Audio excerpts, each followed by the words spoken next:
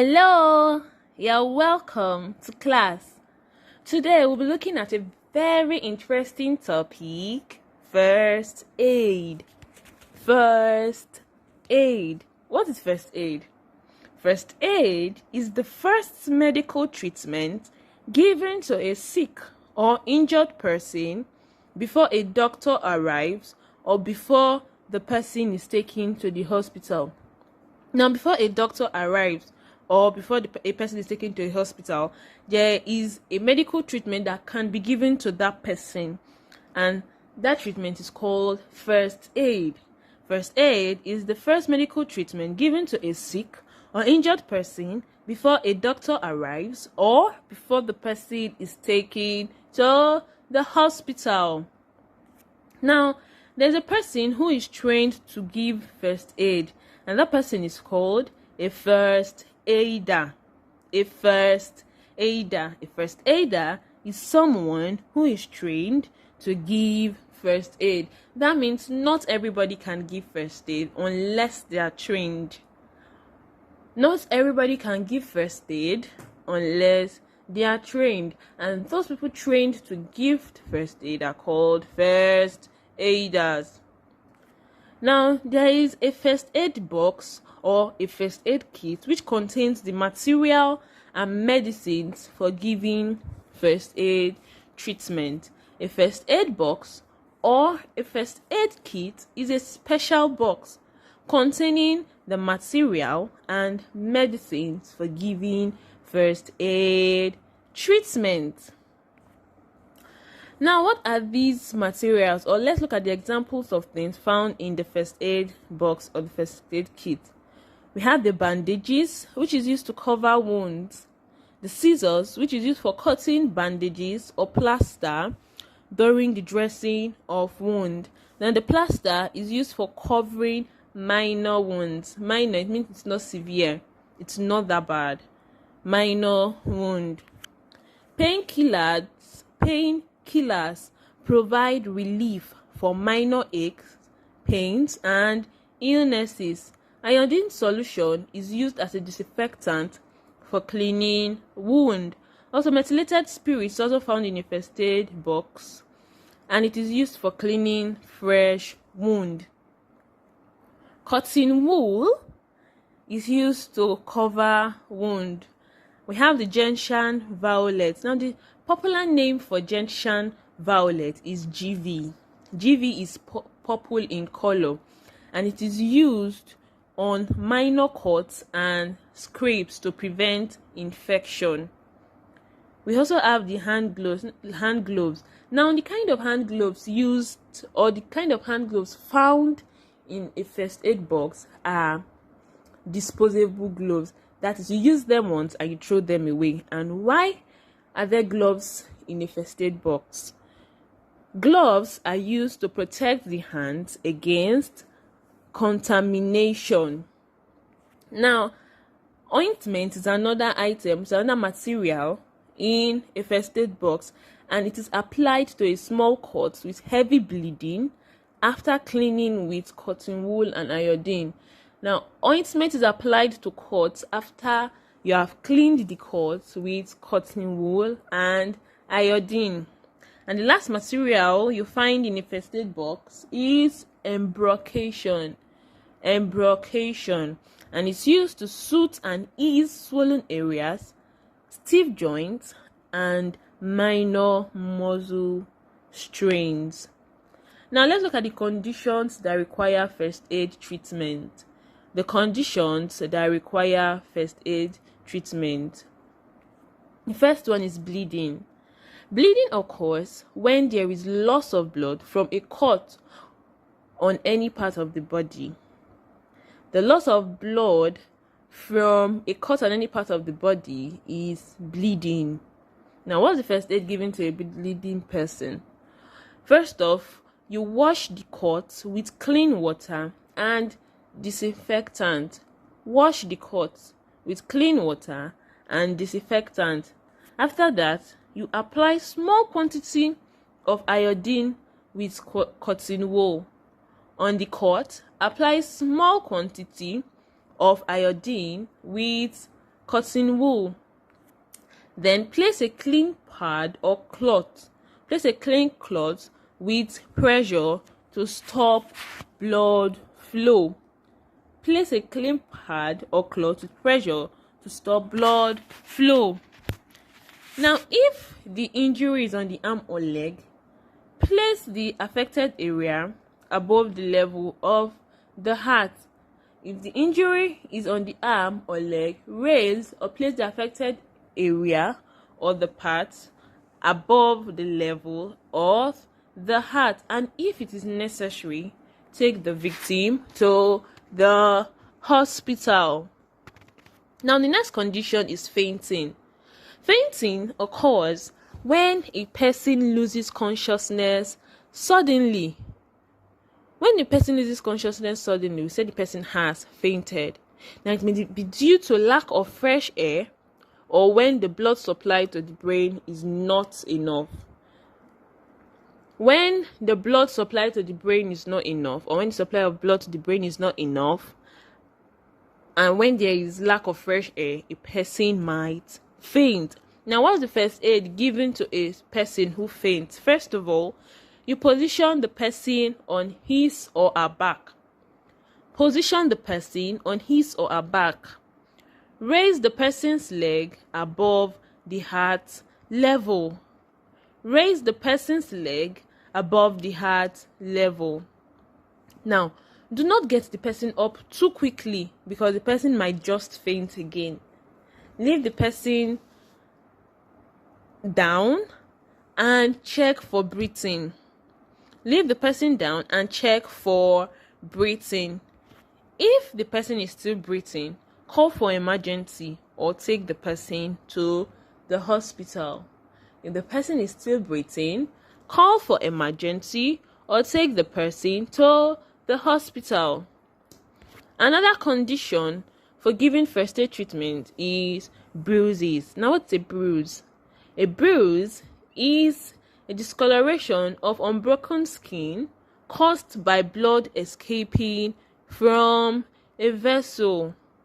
Now, this mark appears on the skin when we get hot or fall on hard and sharp objects. A bruise, this mark, appears on the skin when we hurt or when we get hurt or fall on hard and sharp objects, and it could be a minor or a severe wound. When it's minor, what do? Wash your hands thoroughly and wear gloves to prevent infection. Wash your hands thoroughly. Now, this if you are the one giving the first aid. Wash your hands thoroughly, wear gloves to prevent infection passing between you and the victim. Now, wash the hand or wash the wound under running tap water. Wash the wound under running tap water and dry the wound. After washing the wound, you dry the wound. And then you apply a sterile adhesive dressing, also known as plaster. Apply a sterile adhesive dressing, also known as plaster. Now, if the wound is severe, after washing the wound under running water, apply direct pressure to the wound. Apply direct pressure to the wound. Firmly secure the dressing with a bandage. When the wound is minor, you apply a plaster, but when it's severe, you secure the dressing with a bandage, and then when it's serious, you call for emergency help or you take the patient to the hospital. Then the next condition we're looking at is muscle strain, or you call it muscle pull. Muscle strain or muscle pull. Muscle strain is an injury caused by the forceful stretching of the muscle. An injury caused by the forceful stretching of the muscle is what? Muscle strain or muscle pull. Now, the strained part, for example, the knee, ankle, or wrist, becomes swollen, and very painful. And I said muscle strain is also called muscle pull. Now let's see the first aid to a sprained joint. First of all, you sit or lie down and support the part that is hot in a comfortable raised position. Sit or lie down and support the part that is hot in a comfortable raised position. After that, apply a cold compress. Now, this cold compress could be an ice pad or a cold cloth. You apply a cold compress on the affected area to reduce swelling, bruising, and pain. Now you elevate the injury and support the affected area with something soft like your pillows. And if the pain is severe, call for emergency or take the victim to the hospital. If the pain is severe, call for emergency or take the victim to the hospital. The next condition is bone fracture. Bone fracture occurs when a person's bone is broken. When a person's bone is broken, we say the person's bone is fractured. Bone fracture occurs when a person's bone is broken and the person may not be able to lift the affected part. So what's the first aid given to a fractured bone? First of all, you apply pressure around the wound to control bleeding. Apply pressure around the wound to control bleeding. Then you cover the wound with a sterile dressing and secure it with a bandage. Cover the wound with a sterile dressing and secure it with a bandage. After that, you apply ice or very cold water to keep down any swelling. Apply ice or very cold water to keep down any swelling. And then you take the victim to the hospital on a stretcher, because remember that a person with bone fracture may not be able to lift the affected part. So you take the person or the victim to the hospital on a stretcher. Now the next condition we're going to look at is exhaustion. Exhaustion. Now exhaustion is when a person is very tired due to stress or long exercises, especially when the weather is hot. You hear people say, I'm exhausted. It means they are tired due to stress, especially when the weather is hot. Now, what's the first aid given to an exhausted person? First of all, you move the victim to an airy place. Move the victim to an airy place. Airy place means a place that has air. Loose his or her tight clothes. Loose his or her tight clothes. Now rehydrate the person by giving him fluids. Rehydrate the person by giving him fluids. Now this fluid could be water or energy drinks. Now what do you know an example of an energy drink? Yes, Lucozade Boost. Now rehydrate the person by giving him fluids.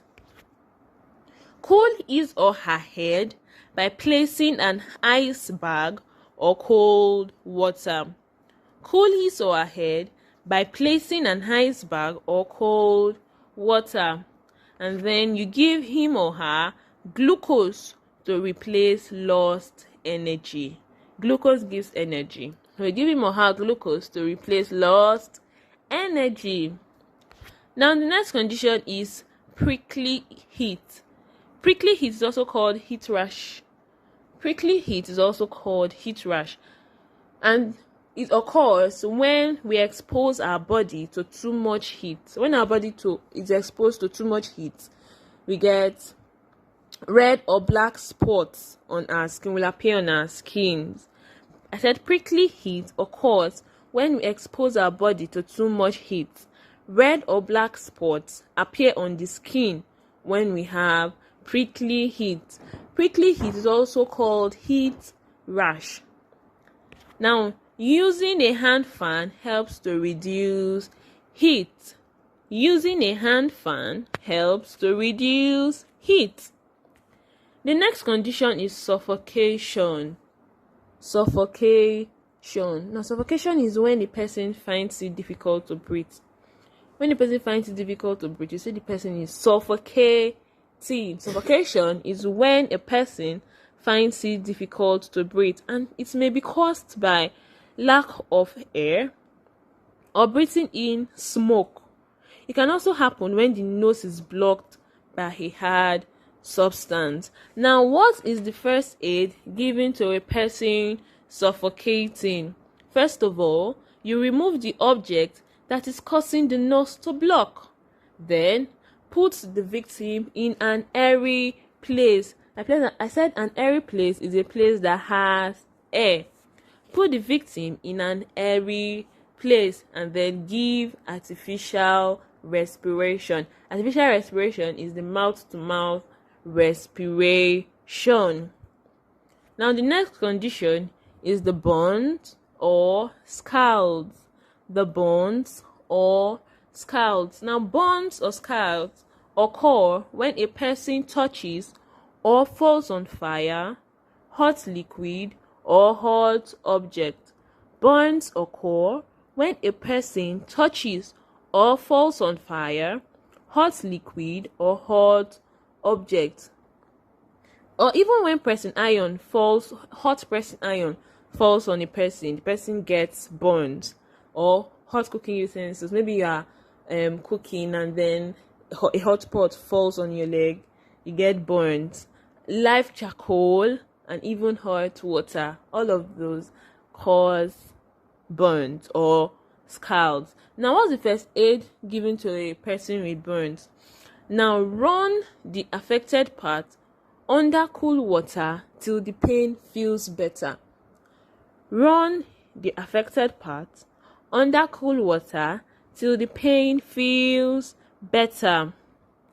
Now, do not use ice cream or gels. Do not use ice, cream, or gels because they can damage tissues and cause infection. Do not use ice, cream, or gels because they can damage tissues and increase the risk of infection. Now, the last condition we're going to look at is electric shock. Electric shock. This may occur as a result of handling faulty electrical wiring or wrong usage of electrical appliances. Now, it can also be caused by touching electrical switch or electric switch with wet hands. So it's bad to touch the electric switch with wet hands. Now, what's the first aid given to a victim of electric shock? Now, as the first aider, make sure to wear rubber sandals and rubber gloves to protect yourself. Wear rubber sandals and rubber gloves to protect yourself. Now, why do you need to wear rubber gloves and rubber sandals? Because rubber does not conduct electricity. Rubber does not conduct electricity. Then the next step, switch off the source of the electric current. Switch off the source of the electric current. Now, remove the victim from the electric contact by using dry wood. Remove victim from the electric contact by using dry wood. Now, put the victim in an airy place and lose his or her tight clothing. Put the victim in an airy place and lose his or her tight clothing, and then you take the victim to the hospital immediately. Take the victim to the hospital immediately. We have now come to the end of the class. I hope you enjoyed it. Now, don't forget to do your quiz and assignment. Thanks for watching. Bye bye.